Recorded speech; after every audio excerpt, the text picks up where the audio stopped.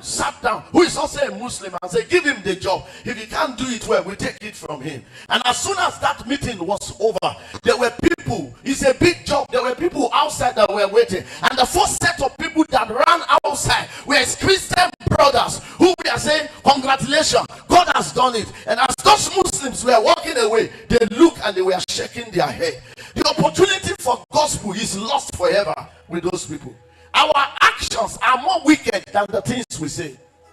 Christians just hate themselves, and I don't know why. And that's why we are suffering like this.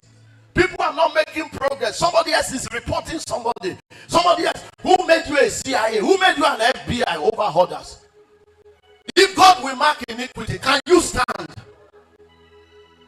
If the voice of God's mercy does not prevail over your life, some of you like this will continue to suffer.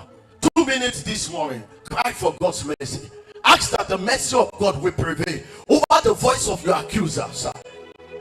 One day Paul stood up, Philemon chapter 1, and he said, Onesimus is my son.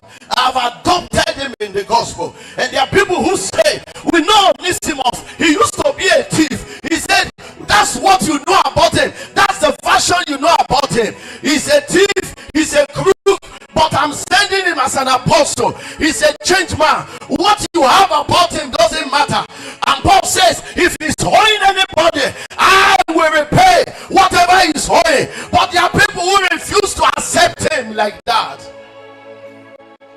And Paul stood and began to cry. The voice of mercy, the voice of mercy began to cry on behalf of Onesimus. And if there was nobody to cry on behalf of Onesimus, that's how that man would have died. Oh God, the voice of my accusers, my gossipers, my backbiters, those who see my weakness and feel they have an advantage, those reporters